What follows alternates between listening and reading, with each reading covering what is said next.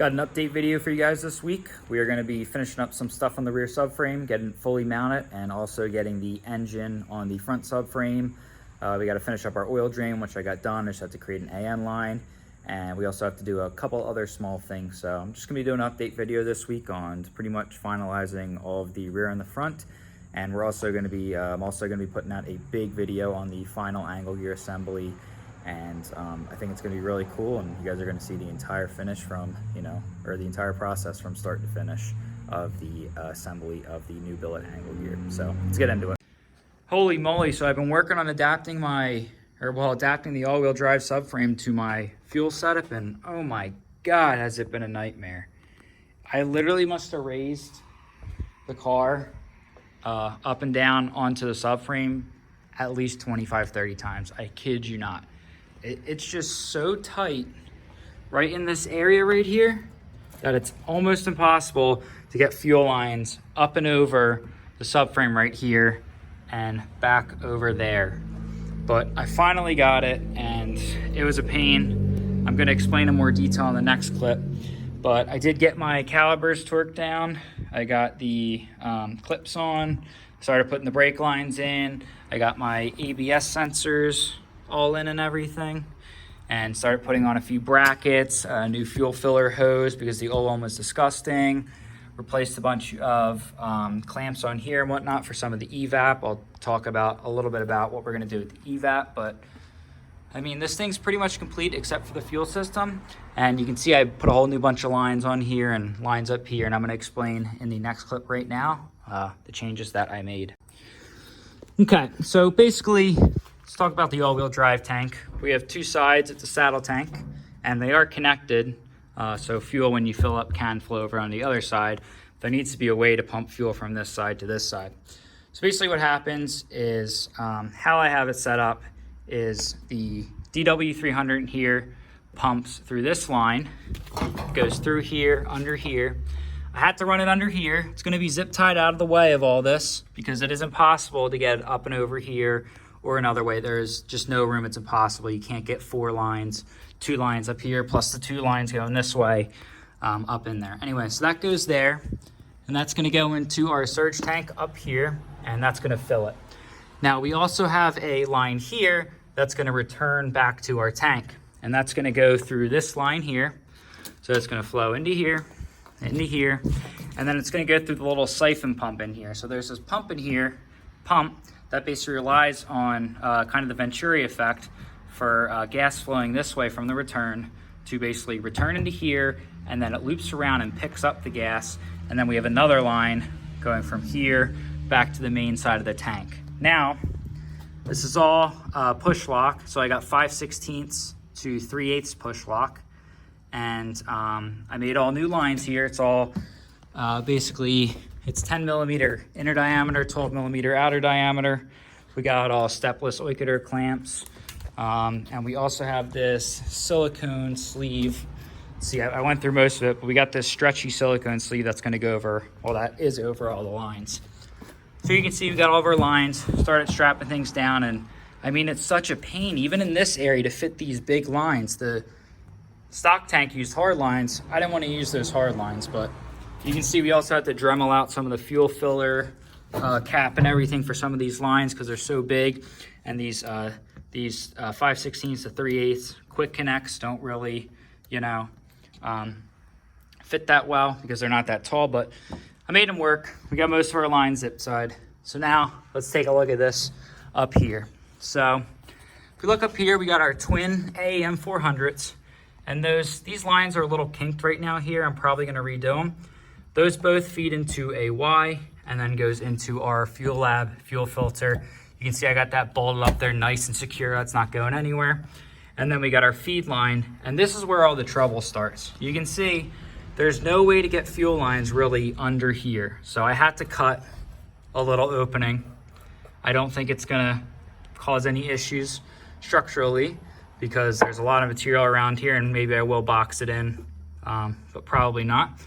And we got our feed, goes through here, down through here, and then back to our lines we already had. And then obviously our return comes through here again and goes back into our surge tank from the rail. So I mean, you can see we got 1, 2, 3, 4, 5, 6, 7. We had to make like 7 or 8 new lines. We all have to make sure they weren't getting pinched because this nylon line, it can get pinched. You got to have very gradual bends. You can see you got a very gradual bend here, very gradual bend here, because you don't want kinks. So that's how it's got to be. And then I also got a little plate that screws into here that kind of keeps these from falling down, but the zip ties and the connections over here hold it in pretty well. So I'm gonna go ahead and do the final clamps on all those, and we're pretty much done with the fuel system with the exception of this. I think I'm gonna redo this. This old black line from the old fuel system's getting kind of brittle. So I think I'm gonna replace it with some of the newer clear. It's the same exact dimensions, just the clear stuff seems a little bit harder and seems to kink a little bit less. And obviously, we already did this last summer when we ran the new 3/8 fuel lines, and then we have those switched into 8AN for the rail. So quite a bit going on in the fuel system. It literally took me 2 full days, both Saturday and Sunday, to get this done. And oh my God, was it a challenge, but we got everything perfect. And again, the biggest challenge was just making sure there were no kinks, because if you got kinks, you're gonna have fuel restrictions. And those are gonna be problems that I don't wanna deal with later down the line when I'm like, oh, well, I got a kink somewhere. I got to pull the whole subframe again and figure out which line it is. So better to make them not kink to begin with, because I don't think the fuel pressure is going to be enough to unkink them. Anyway, everything's perfect. This is all going to work great. Going to fix this, plug in the new wires, put in the rest of the screws for this and bolts, and we are done with the fuel stuff. And a couple more Evap things we'll talk about, and then this thing's going in. So here you can get an idea of how tight things are. So you can see we had to cut a little bit of clearance in the strut where the old front wheel drive strut tires went. And here you can see how little room there really is between the subframe and the fuel lines. So you can see I had to clearance things out a little bit to kind of get everything to fit well. I might have to chop a little bit more off here so that line can sit up a little bit higher so that it doesn't get pinched. But you can see right there between the subframe and the line, you can see that was getting pinched really, really hard when that cutout wasn't there, because I had to bend down and around this like piece right here. So you can see how crazy this is and how perfect everything needs to be so these nylon lines don't kink.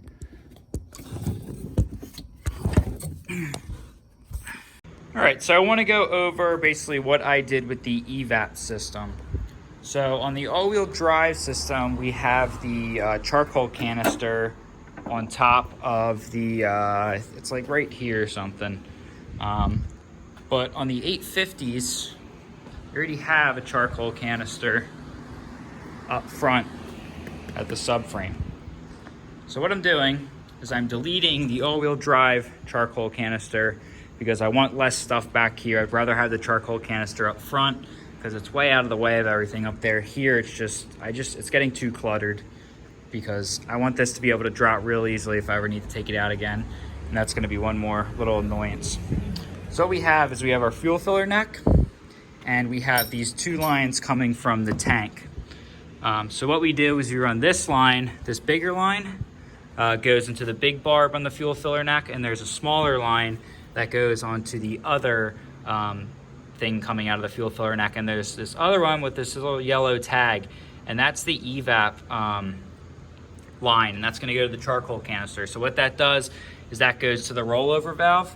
So this rollover valve is for if the car ever flips over, gas isn't going to be able to basically leak up to the front of the car through the Evap system. And then basically we have this line right here, and this line right here runs all the way up here, and this is all fuel safe hose, non-pressure rated obviously, because there's not going to be crazy pressure in the Evap system. And this is going to run up here, and it's going to connect to the Evap line right here. And then that's gonna run all the way up and connect up to the charcoal canister. You can see it stops here, and that connects up to the line here that goes to the charcoal canister. So that is all good and well, and that's gonna work no problem. And we're gonna have a real basic Evap system. And I have the purge valve set up in Megasquirt, and basically it'll just pull some vacuum at idle to clear out any pressure that built up in the tank. It's nothing crazy, but it's still functional, and I'm not going to be gassing to the atmosphere. The reason why I don't want to gas to atmosphere is because E85 absorbs moisture very, very quickly. So if we have an open fuel system, that E85 is going to get diluted with moisture very, very quickly and easily. The other thing I did is I replaced the fuel filler neck hose here. This is just a 1.5 inch 45 bend. I bought off like fuelfillerneck.com or something. It's a universal bend. But the reason we need this is because my old one, which kind of bends up and around here and blah, blah, blah, was all messed up. But you can see it's not kinked at all. It's got good flow. And I did test fit it with the fuel filler neck and it all lines up perfectly and everything's great. And I torqued down this bracket, so that's all good. So we got our evap done. We got our fuel filler neck done. We have pretty much all the fuel lines done. I'm gonna do some zip ties to keep some stuff out of the way, figure out the wiring. It's just a couple plugs. And we also got our ABS wire here. I torqued the front trailing arm bolt here and here on both sides, so that's all done. So pretty much everything on the rear subframe is done, with the exception of we just have to basically bolt up the brackets to the front trailing arms, and we're pretty much ready to permanently install this. So I'm gonna finalize a few things, tidy up a couple things, and we'll be just about ready to go here. It looks crazy. Thank God I have a lift for this, because it is not fun. It would not be fun having to do this without a lift on like jack stands or something. Anyway, gonna keep chugging along. All these fuel lines finished. I got them, I have a silicone, then a rubber, and then I got it in the coroplast tape. So they're not gonna be kinking. They're not gonna be getting cut open by any sharp metal. I got them zip tied out of the way. I got a little plate here, keeping them up there. And these are ready to go. And the cool thing about how I set this up is the feed and return is all attached to the body. So when you pull the subframe, you don't need to touch the feed and return at all. All you need to do is unhook the feed and return from the main tank. All right, so that makes things pretty easy to drop the rear subframe in the future if I ever need to. So I made sure to do that to make sure everything is really easy if I need to pull it out again in the future, instead of just kind of throwing everything in there. And all the evap hoses are all clamped down here. Everything's all good to go. I just need to do one more thing. I think I'm gonna quickly replace this whole setup right here with the clear hose that bends a little bit better, and before I actually put this in. But I got the torque tube torqued. I just need to do these 6 hex head bolts that hold the viscous coupler to the rear diff. But I'm gonna do that once everything's in. We got all this stuff in, and yeah, I think I'm gonna finish that fuel filter real quick. And then basically I'm just gonna put the subframe in with the 4 bolts, the 4 regular bolts. And then once everything else is all bolted in and hooked up, I'll pull those bolts back out, and I will replace them with the Volvo OEM ones with the red thread locker. I don't wanna put the red thread locker one in until I know that the subframe's going in, because it's gonna make it hard to put the regular bolts in and out if I gotta pull this out a couple more times. So gonna get that done and hopefully have this thing in another hour or 2. So I've been doing a ton of work on building a external sensor harness. You can see I got it pretty well done so far. I got a 5-volt power, signal ground, and 6 pressure transducer sensors already. I went to Wire Barn and bought a bunch of 11 color assorted wire, and I bought a ton of Deutsch connectors, and I ended up picking up the official crimp tool, which is making this job so much quicker. But anyway, you can see we got 3 pressure transducers coming out here. We got oil pressure down here. We have crankcase pressure here, and then we're gonna have fuel pressure right here. If we move around to the back, harness continues, 5-volt, ground, and 3 more pressure transducers. We got the pre-intercooler map. We got coolant pressure, and then we're gonna have exhaust gas pressure. But exhaust gas pressure, I'm gonna run like a copper line, make a coil to cool the gas, and then run it probably somewhere over here and put the sensor. We also have pre-intercooler IAT and EGT down here. I went with a thermocouple for pre-intercooler temperatures because they can get up to like 500, 600, and thermocouples are pretty cheap. You can see I also put on some Deutsch connectors because these are going to be basically tied together with this harness, and it's going to run together in the main loom, so it's going to be quite seamless. And this connector is going to go into a male connector that basically is going to pin out into my ECU. So this is coming along really well. I just want to add oil temperature, which I'm going to put into the bung here, or into the oil plug here. I might drill this out and tap it for 1/8 NPT, or if I can get a adapter fast enough, an M18x15 to 1/8 NPT, I'm going to do that too.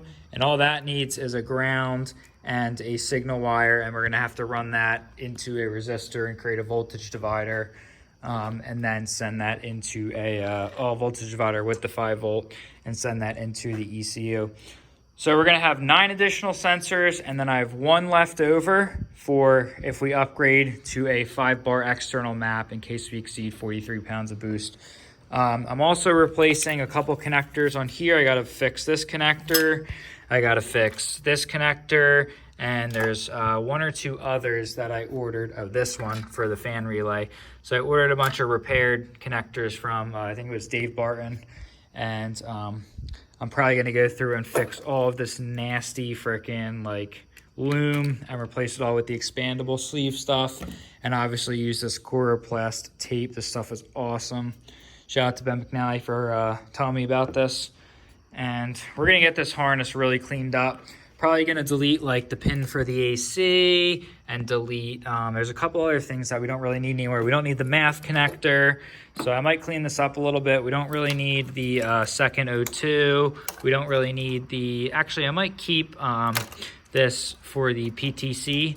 This is just a 12-volt feed. I think I'm going to use that to actually feed the angle gear external oiling pump. I put it somewhere, I don't know where I put it, over there. So we're going to do that, but yeah, we're gonna have a ton more sensors on this thing because I want to get a way better idea of what's going on inside of this engine and collect a lot more data for safety precautions and just for analysis. So I'm gonna keep working on this, and hopefully get this finalized pretty soon. It definitely didn't take as much time as I thought it was gonna take. Fully finished putting in the rear. I still have the temporary bolts in. I'm gonna replace it with all the Volvo thread locked ones. But I got the front trailing arms in. I got this bolt torqued. I got all these other bolts torqued. I got the stay bars all torqued. So everything's torqued except for I got to put in these other bolts when I test the fuel system. The only thing I'm waiting on the fuel system is some quick release. It's kind of hard to see, but up here it's AN lines, and it's really hard to get a wrench in to tighten these. So I ordered some 6 AN ORB to 3/8 quick release, and we're gonna do that for the top, and then we'll just use AN here since these are easy to tighten down. But everything is pretty much done under here. You can see it looks pretty awesome. I got the fuel tank kind of secured, just put the bolts in it. I gotta finish putting the bolts in here and torquing them. I already got these torqued. But other than that, I also got the brake lines all set up and all torqued. So we're getting very close to like officially putting this thing in. I just want to test the whole fuel system and make sure there's no leaks, because I don't want to have to drop this whole rear subframe after I put in all the Volvo thread lock bolts and have to buy new ones, yada, yada, yada. Makes sense to test the whole fuel system now, make sure everything's functioning, make sure the lift pump is functioning, etc. So I'm going to lower the car back down, and I'll show you what the ride height's looking like. See, the ride height looks pretty awesome. I mean, there's no gas in it, but it's pretty much perfectly exactly where I want it, and there's actually plenty of room to get your hand in here and to actually fit much bigger tires. When the gas is in there, it's probably going to go down a little bit, but I mean the whole rear diff and everything's in there. That's pretty much going to weigh, you know, a lot. Suspension feels pretty stiff. Here you can kind of see the camber issue. It's not really an issue, but when you start lowering this independent rear suspension, you can see you start getting some negative camber. I mean, it's not too bad there. You can kind of see it there. You can see the camber there. It's not too bad. And, I mean, it's probably going to allow me to actually fit even larger tires in the rear. So I'm not too concerned, like larger width.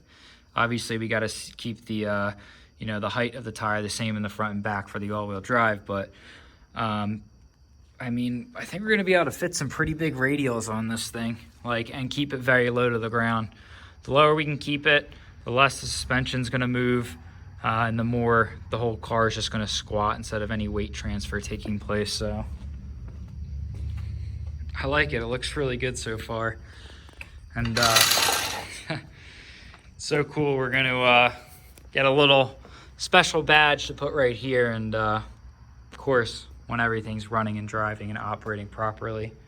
But it's gonna be the only all-wheel drive T-5R in the country. Probably even just regular R2. But yeah, we're getting close. I'm gonna call it quits here for this video. It's kind of a short one because I'm waiting on a couple parts to finish the whole fuel system, like some quick release valves, or quick release fittings, but engine's in really good shape. I also finished getting the oil drain all welded. It literally fits great. I'll show more in the angle gear final assembly video, but I also made this hose and you can see the angle is really good. I'm gonna redo it though because it's a little bit too long and I freaking destroyed these fittings using the wrong tools. So I bought some AN tools so I can actually make nice fittings for once. And I also bought a low profile hex so I can actually torque these bolts now. And you can see those fit in there perfect. So other than that, we're gonna finish up a little bit on the wiring harness, the external sensor harness. I just need to finish up a couple more O-rings, gaskets, get everything buttoned up on this motor, put the starter on. I did do the final angle gear assembly and it's like, oh, you guys, it's gonna be really cool when you guys see this and how perfect it all worked out. But that's for another video. And tonight's video was just an update video. And I mean, I know I keep saying like, oh, we're so close, but like, I actually really am this time. So finish up this wiring harness this weekend, finish up the fuel fittings, get the whole fuel system pressure tested, finish up the angle gear, and hopefully, maybe if I can get that rear subframe fully put in, I might put this in with a couple bolts and test fire the engine. And I also have all the materials coming to make a down pipe. I'm just gonna make a straight dump pipe. It's gonna come off and go down. I did put this in the car and I did get some idea of clearance, and there's a ton of room. I forgot to take video. I really don't want to put the subframe back into the car to show it, so you guys are gonna have to wait till the next video or the video after. So we're so close and I'm literally so excited. I don't know if I mentioned this too, but I got a brand new axle, right side axle from Volvo, 825-1509. Focus 825-1509, last one in the country, possibly in the world. This one came from like Saudi Arabia or something. Anyway, we're getting there. Stay tuned for more updates.